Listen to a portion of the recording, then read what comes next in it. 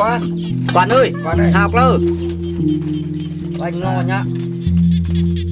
Anh được chặt vai có gì mà ngon như nhục ta tầm bê là mất bơm để cái như vậy là mất bơm.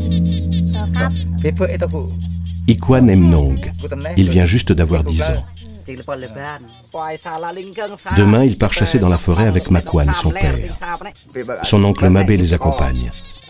De tous les peuples des hauts plateaux du Sud-Vietnam, les Mnong sont parmi les derniers à se rendre régulièrement dans la forêt. Là-bas, ils capturent des varans, sortes de gros lézards, et aussi des serpents qu'ils vendront ensuite aux Vietnamiens. Ikwan connaît déjà le monde de la forêt, mais il a encore beaucoup à apprendre.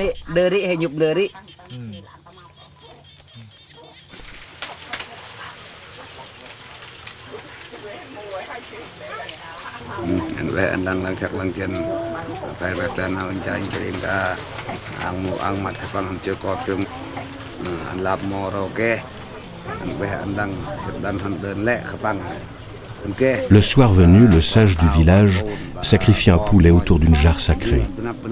Il invoque les génies, les yang, pour qu'ils aident et protègent les siens tout au long de la chasse.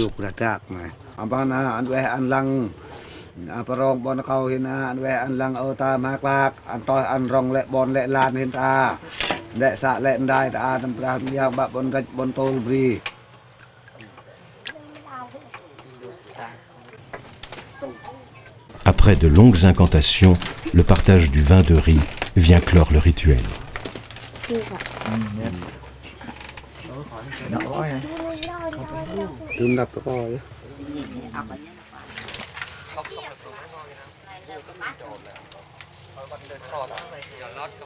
Le lendemain, les trois hommes se préparent à quitter leur village pour 1 ou 2 semaines.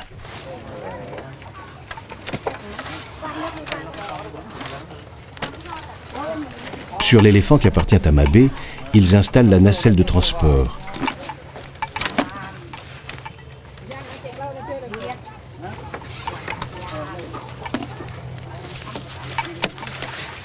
Ils emportent le minimum, de quoi chasser et du riz. Tout le reste leur sera donné par la forêt.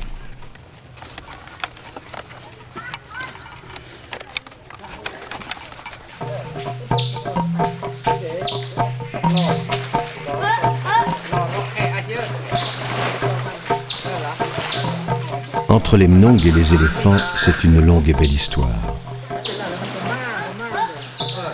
Depuis toujours, ce peuple est célèbre pour son habileté à capturer et à dresser des éléphants sauvages. Une fois apprivoisé, l'éléphant fait partie de la famille. Entre l'homme et l'animal se tisse alors un profond respect. Un lien sacré qui puise ses origines dans une histoire très ancienne et fantastique.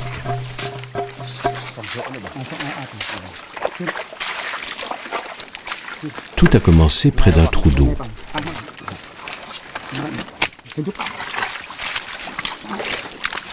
Comme celui-ci, où Mabé a repéré un varan caché dans les herbes.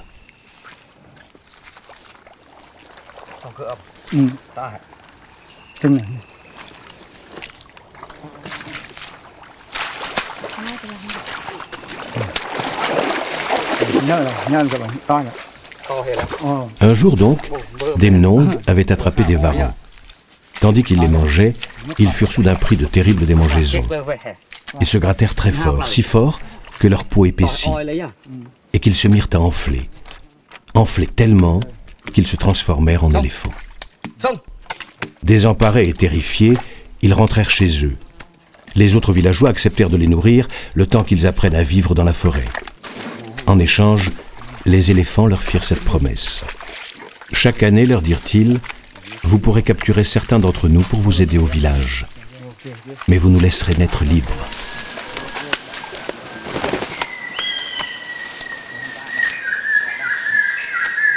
Depuis, respectueux de la parole donnée, les Mnong s'interdisent de faire naître leurs éléphants en captivité, car cela reviendrait à les traiter en esclaves.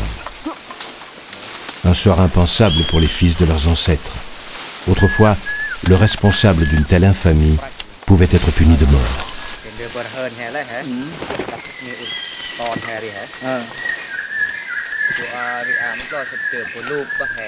L'arrivée des Vietnamiens sur les terres des Mnong a renforcé la déforestation au profit des rizières.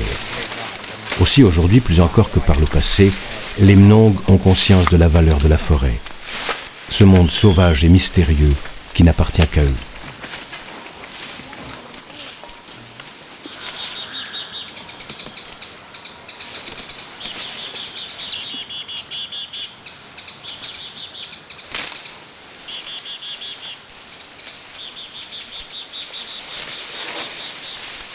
Après une longue journée de marche à dos d'éléphant, les chasseurs s'arrêtent près d'un cours d'eau et dressent leur camp pour plusieurs jours.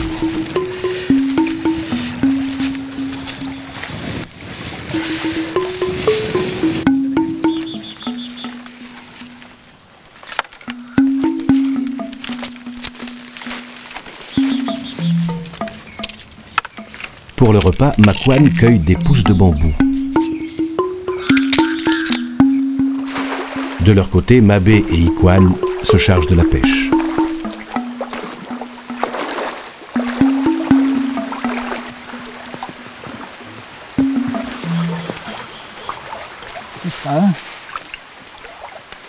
Ngoài tới bao kìa.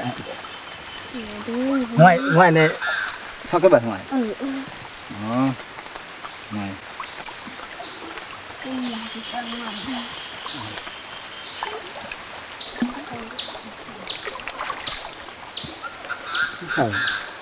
Coba nyup sok. Mana? Ayo Ferman loh. Ferman. Thứ nhé. Ok. À cause des nombreux moustiques, la vie dans la forêt est difficile à la saison des pluies. Mais la nature est plus généreuse. Les cours d'eau sont nombreux et riches en poissons, et les pousses de bambou se développent à une vitesse impressionnante.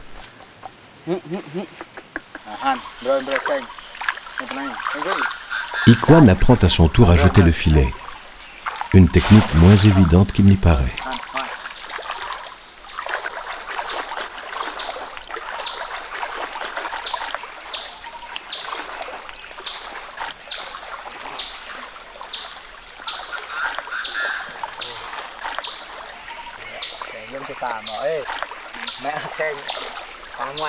Grâce au conseil de son oncle, le jeune garçon s'en sort bien.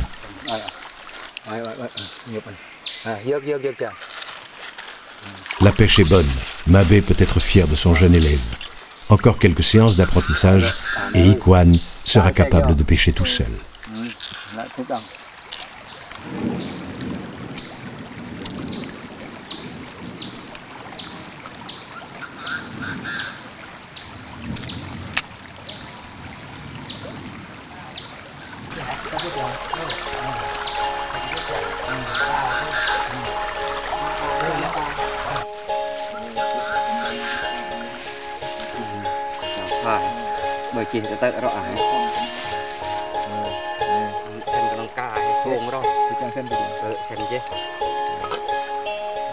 Assis autour du feu, Mabé et les siens sont heureux d'être là, ensemble, tous les trois.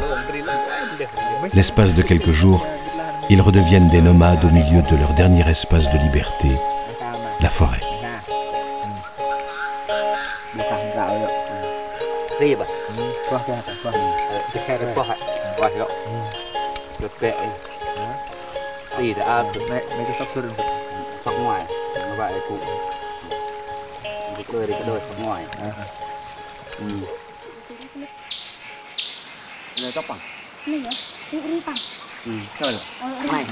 Le lendemain matin, Ikwan et son père explorent une large zone autour du camp.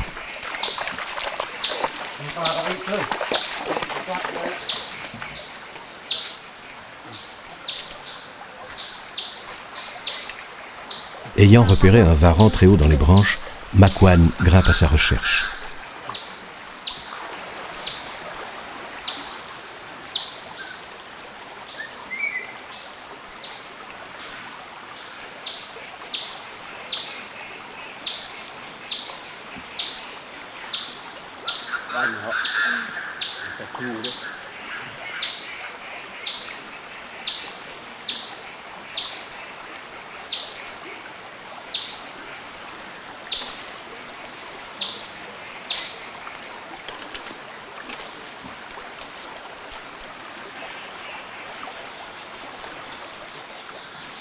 S'accrochant de toutes ses forces, l'animal ne se laisse pas facilement capturer.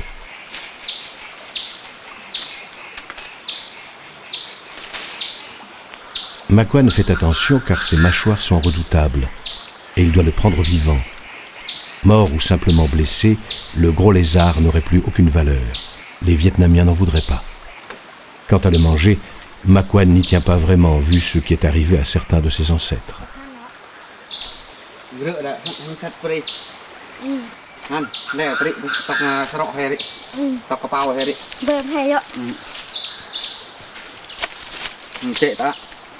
Kể chơi ngon hả? Mày phê này, mày sóc hay cắt bắt lò, mày sóc là sen cơ bật. Đây cái này, tôi cắt ngon rồi. À, vậy này, mình phê cả.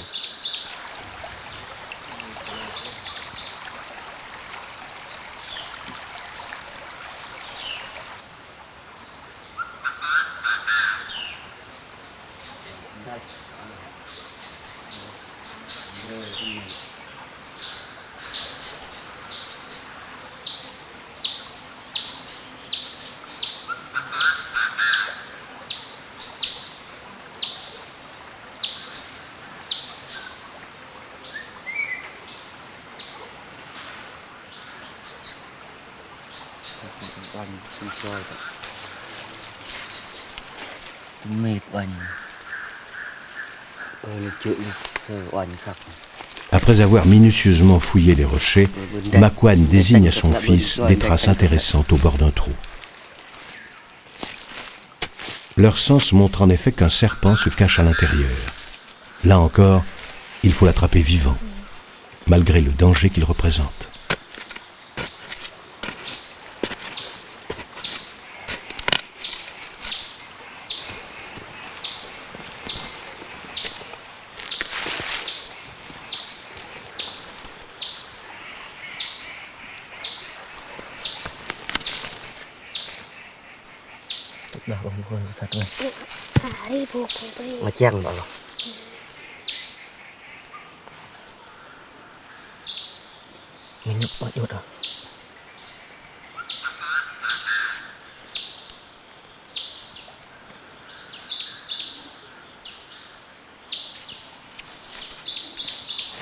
S'aidant de ses anneaux, le reptile résiste avec une force incroyable. Alors.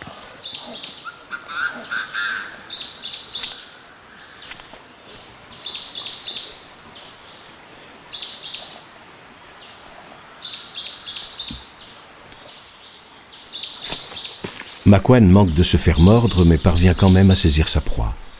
Un serpent dragon, une espèce qui se vend assez cher.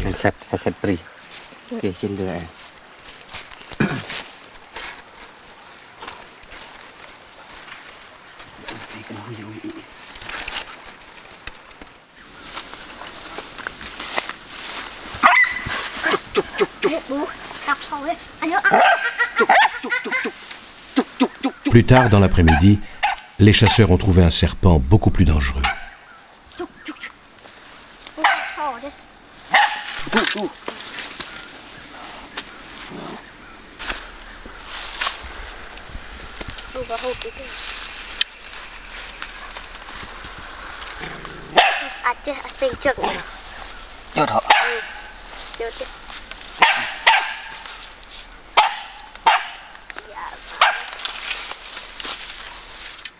Regarde bien, Ekwan. Voilà un cobra cracheur. Si on l'attaque, il crache dans les yeux. Son venin est mortel. Il n'y a qu'un moyen de survivre en cas de morsure. Se couper aussitôt le membre atteint.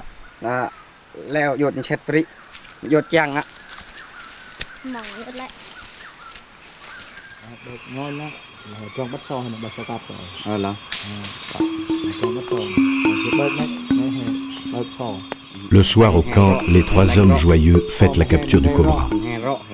Mabé raconte l'une de ses aventures dans la forêt. Un jour, en allant rechercher mon éléphant qui s'était éloigné du village, je me suis trouvé face à un tigre en train de dévorer un buffle. Le fauve a cru que je voulais sa proie. Il a bondi vers moi. Mais j'ai été plus rapide. D'un coup de lance, je l'ai tué net. Ensuite, j'ai couru chercher l'éléphant. et j'ai ramené fièrement le cadavre du tigre au village.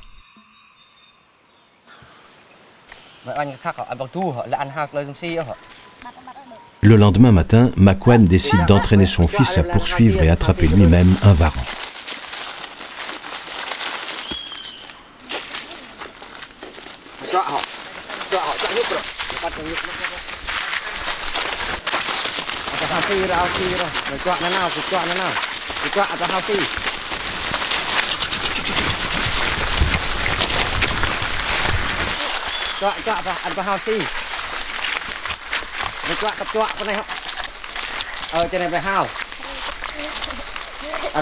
Le reptile s'est réfugié à 15 mètres du sol au moins.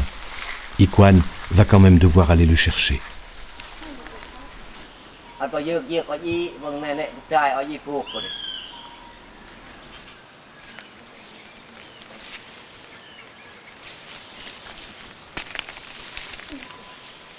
Học lơ cái đôi tỏi đây mẹ rồi xe mông bên này cắt bằng ngon như mẹ vô từng vậy cho mẹ vô này cái đôi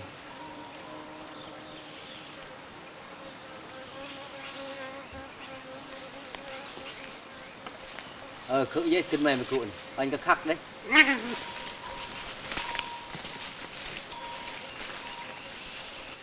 Le jeune garçon peine à manipuler la longue tige de bambou qui sert d'ordinaire à la capture.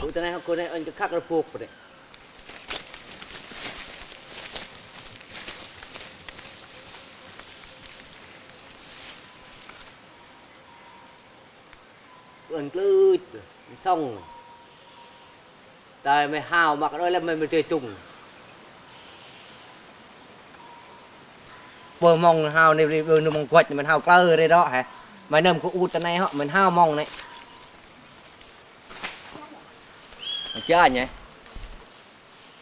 En équilibre sur sa branche, Ikwan s'efforce d'attraper le gros lézard sans tomber ni se faire mordre.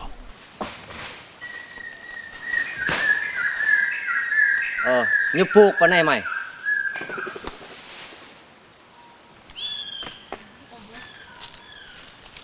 Đàn nào mình hao mong bọn họ bờ mong quạch bọn này vô tận này họ. L'animal griffe et se défend, mais le jeune chasseur tient bon.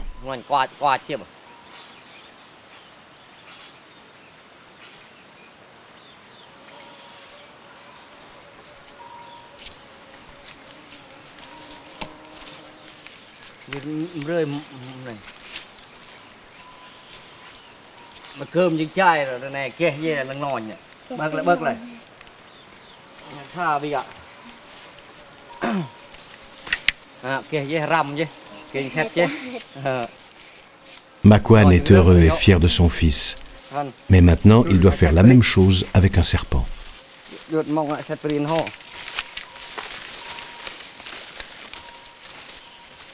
Anh trong vào lô này mày cặp ra ăn cặp cho mày cứ mày thản thả khúc mày nhục ta đấy. Đang vậy? Ăn lắp đó lại. Thả khúc rồi. Mày anh thắc bằng lô cái đôi đi cái đôi. Anh bằng on bằng hành cặp cho. Nhục đông. Anh có tanh mất rồi. Thả anh khắc phuộc vào lô. Nhục.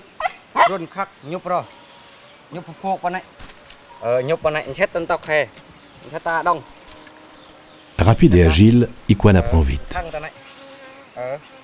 Un jour, c'est lui qui conduira sa famille au cœur de la forêt.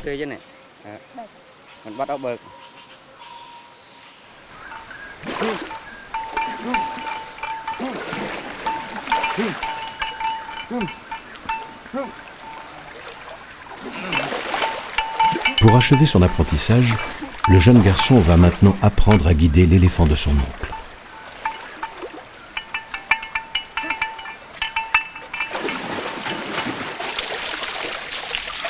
Avant de remettre la nacelle sur le dos de l'animal, Mabé et Ikwan le lavent soigneusement pour enlever la terre dont il aime se recouvrir.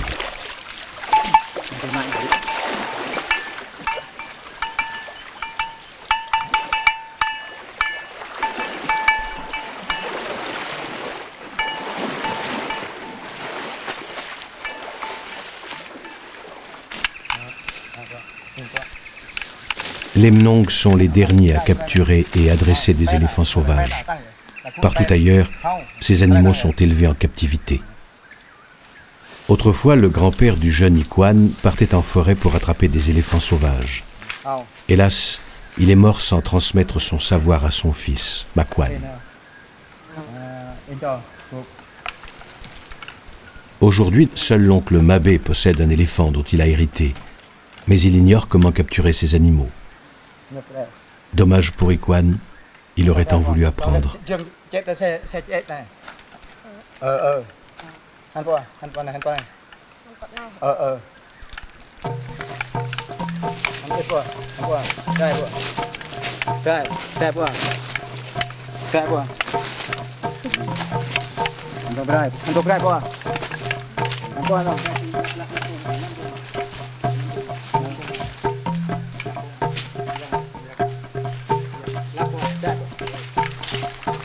Pour le jeune garçon, l'éléphant est plus dur à manier que le buffle auquel il est habitué. Mais il y parvient quand même, et tout seul. Cependant, son oncle ne s'éloigne pas trop. Il reste prudent et il sait que son éléphant ne sera jamais un animal domestique. Traité d'égal à égal, il est simplement apprivoisé. Au fond de lui, il a gardé un peu de sa nature sauvage et libre.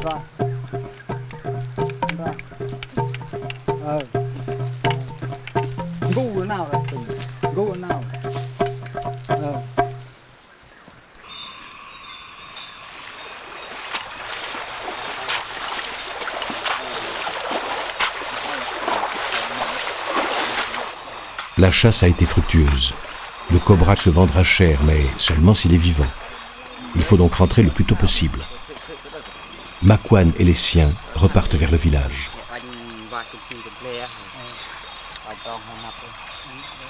Ils connaissent si bien la forêt qu'ils y retrouvent leur chemin, même dans l'obscurité.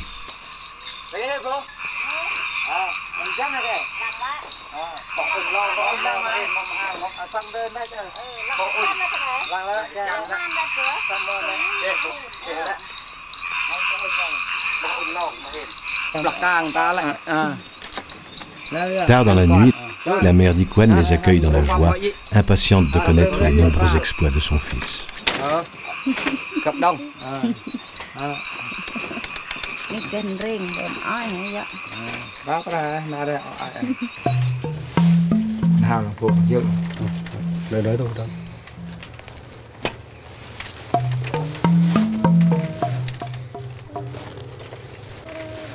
Dès le lendemain matin, le marchand vietnamien vient chez Makwan pour négocier l'achat des reptiles.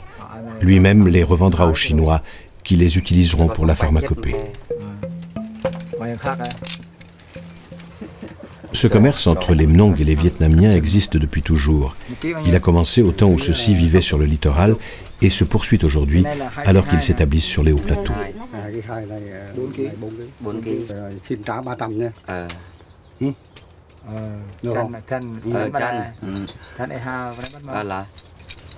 Le cobra cracheur vaut bien plus que le serpent dragon, lequel vaut plus que les varans.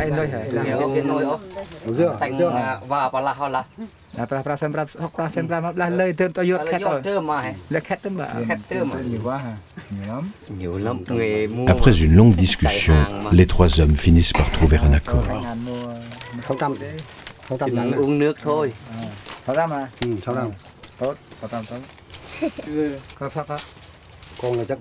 Une fois de plus, le jeune Ikwan écoute, observe et apprend. Bientôt, il mènera lui-même les négociations. Bientôt, il emmènera son fils chasser les varans et les serpents à dos d'éléphant. Bientôt, la forêt n'aura plus de secret pour lui.